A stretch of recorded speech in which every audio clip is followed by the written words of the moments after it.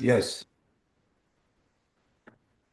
Alright, Bismillah, walhamdulillah, wassalatu wassalamu ala rasulillah wa alihi wa sahbihi wa man walah. Assalamu alaikum wa rahmatullahi ta'ala wa barakatuh. عليكم السلام ورحمة الله وبركاته. Alhamdulillah, we praise Allah subhanahu wa ta'ala who brought us together for good cause and being seeker to uncover the problem and dive deep to find solution or clues toward the solution. Today, we are moving toward exactly what is next or what is needed to be done, where we start. And that is the title is Engineering the Future of Humanity Through Leadership and Education. So this is basically the ideology that I believe in. The future of humanity, not just human beings and not just Muslims, it depends on two things. Number one, system of education and what is related to it. I mean, I don't mean just classrooms and teachers in college and schools. Anything lead to education, including things that are building and shaping culture. This is all part of the education. Education as a whole world of anything that imparting knowledge and information, attitude, behaviors into human being, and also reshaping the way of thinking of human being. That is what I mean by education. And the second is leadership. And as you can see today, the manifestation of that, the Ummah, Islamic Ummah, is big Ummah, number, wealth, talents, land, resources, all of it. And they are going through pain and agony, but the effect on global stage is zero. It's not. I mean, my conviction is just because of leaders, and unless those who are decision makers from A to Z, all levels, from small school or center or organizations to countries, unless leaders really have two things, have vision, and they are basically soulful. This is how is going to be the Ummah in the future will not be bright. You took example is like what happened in Syria, okay? Big country, big army, has been ruling the country for I don't know how many decades. And then finally, one leader escaped, ran away with no connection or communication. The whole system collapsed and the whole Ummah revived and started breathing and vibrating. This is a clear manifestation to the significance, the critical importance of leaders. Leaders really make things happen, shaping things present and the future. And that is really, you can extrapolate to all kind of organizations, systems, countries, entities, institutions throughout the whole world. The soul of the Ummah is the leadership. And that's why they were called Al-Khulafa Ar-Rashidun. This word or this phrase has two elements. One of it that they are not only guided, they are guiding. And the second element in it is that they are rulers, khulafa. So these two ingredients are required for revival, for survival, for thriving, for whatever future you want to have. Today, as we see that those who rule basically at least don't guide. If they are not misguiding, they do not guide. And those who might be able to guide, they are incapable to lead. And again, this is infection transmitted to us from the dominating powers throughout the last 3 centuries. The Ummah was not like that before the 17th century. It was not like that at all. Yes, there are problems, but it's still connected to the soul. That is, the crisis of the disconnection of today was not there. So, if anybody really feeling for the pain, for the problem, sees exactly what is the problem, which is the system of education and leadership, should ask the question. Number one is, isn't it time to what they call it here, self-criticizing? Or in Islamic terms, we have this term called muhasabah, and we shrink the word muhasabah into individual spiritual little things, and you beat up yourself and you torture yourself and you punish yourself. Has nothing to do, muhasabah has nothing to do with all of that. It means self-criticizing, evaluating, have to have a matrix where you can tell, are you still going in the right direction or no? You have a navigation system. You have marks on the road to tell you, are you going still on the road, or you already drifted somewhere else, or you have exited, or you have turned around, or you have been paralyzed and sitting there.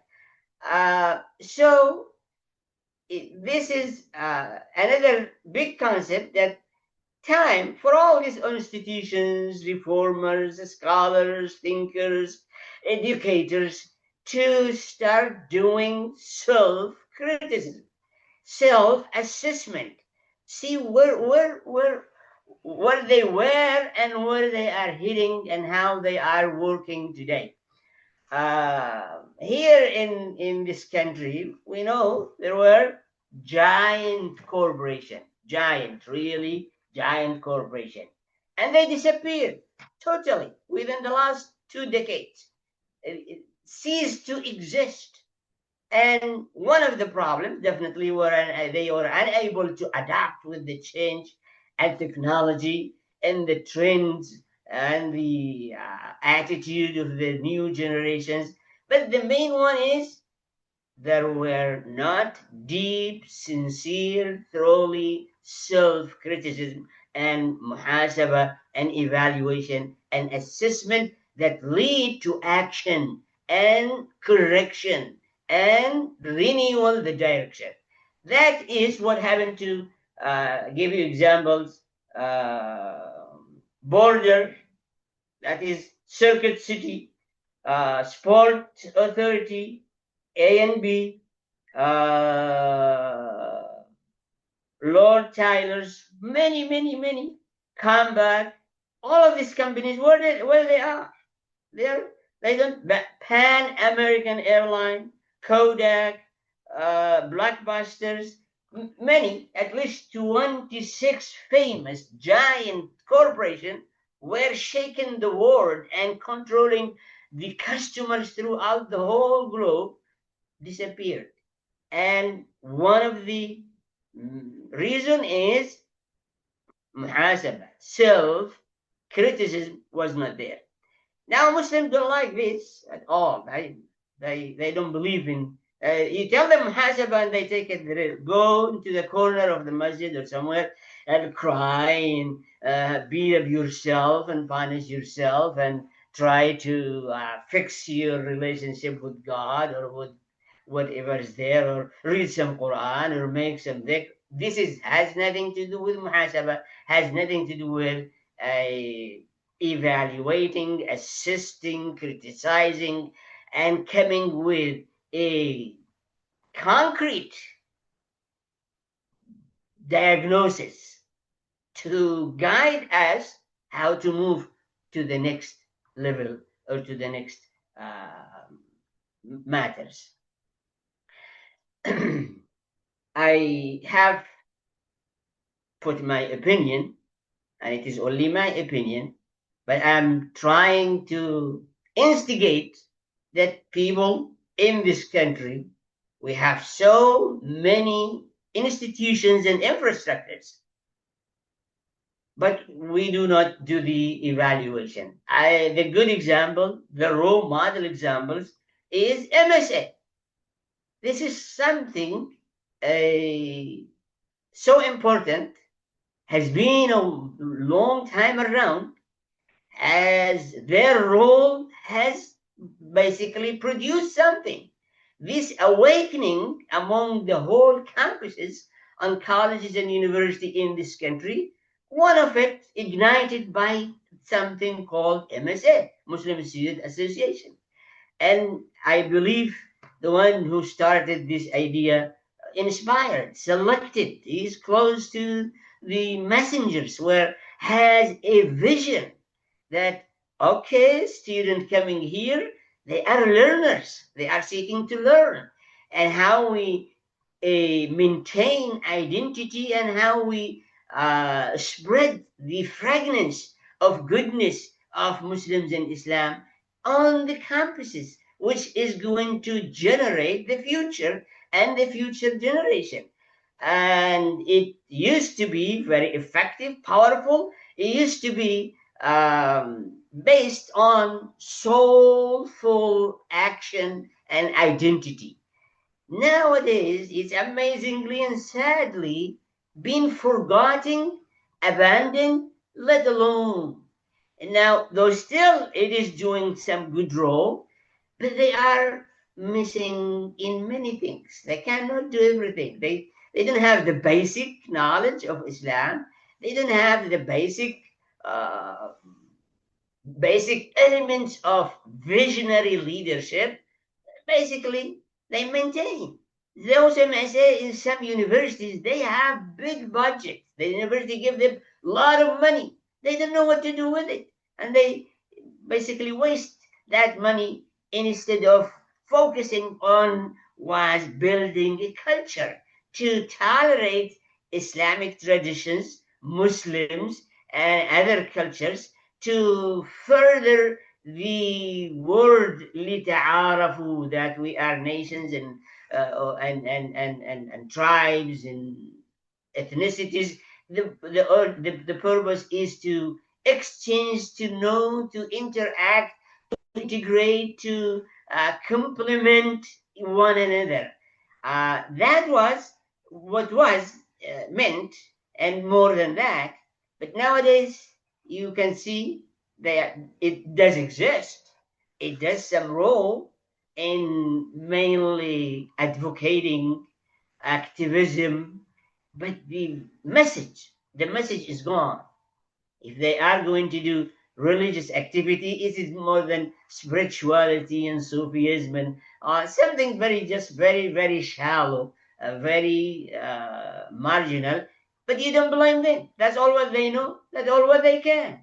The scholars, the thinkers, the shakers, the reformers, the wealthiers, the brighters are not stepping up to guide them, to help them, to support them, to further their cause, to empower them, to coach them, to mentor them, is not there. So in their own, what do you expect them? A college student, what do you expect them to do? It's what they are doing so far. They have survived all the crisis, and that is something really to be admired.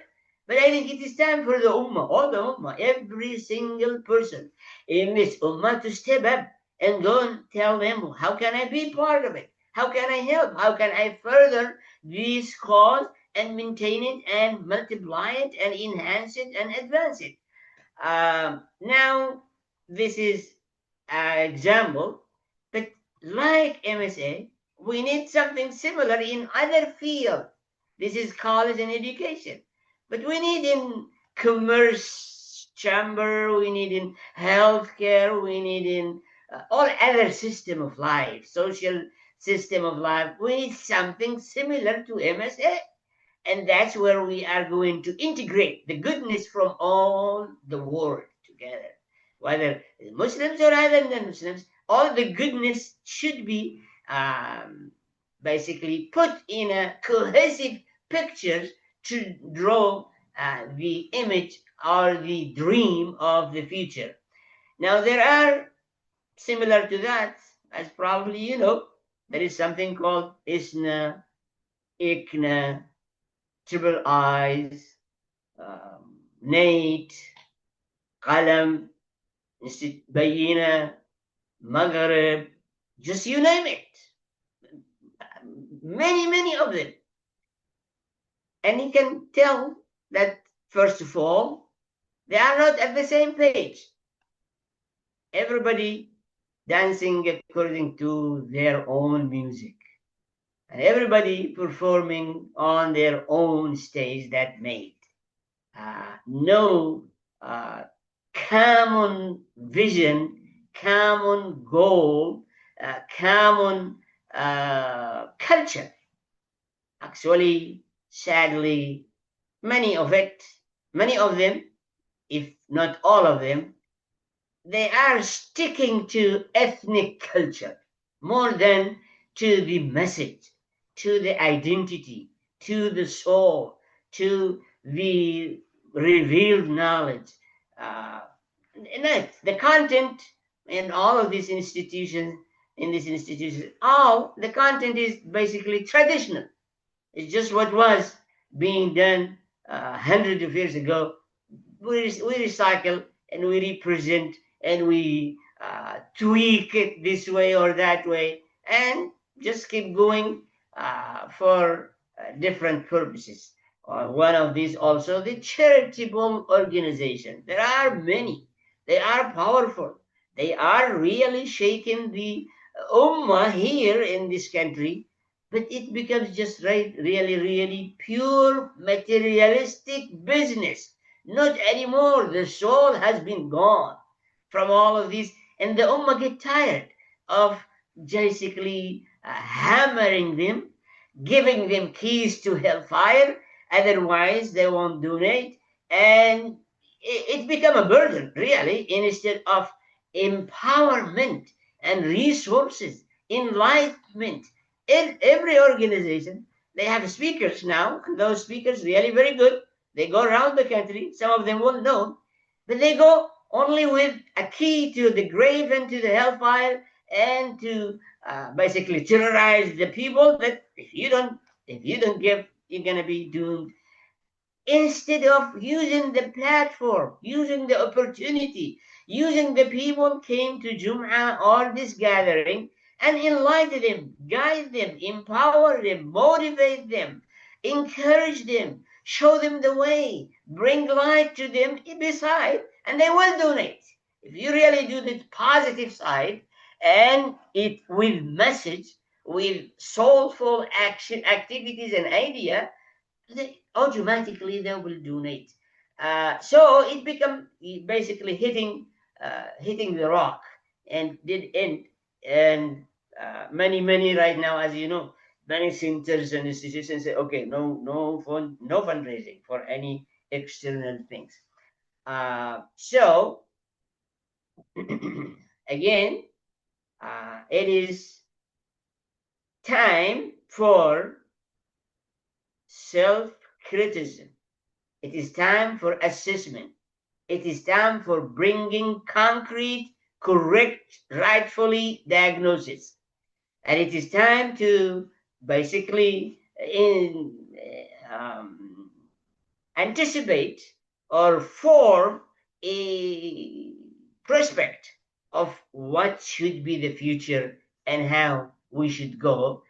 We don't need to invent more institutions and infrastructures. Actually, we have many. The country is full. Masjids everywhere, school, institutions, literature, YouTube, speaker conferences, all of these.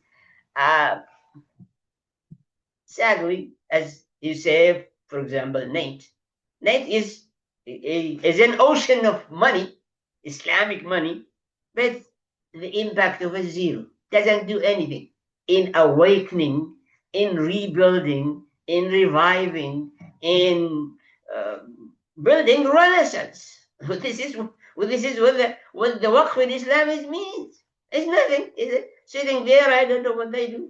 That's what, for example, ISNA, big organization, has been for a long time. It is directionless, and they claim we are only platform. We'll just raise the stage. You can come and perform whatever you want. So they don't have message, ideology, vision, and it's really strategic plan to revive the Ummah or to build renaissance in the country or to basically rally and consolidate all the positive and good things around the country. Is not. And they have focused selfish and also ethnicity play the role on that. The only one that at least does some kind of good is ICNA.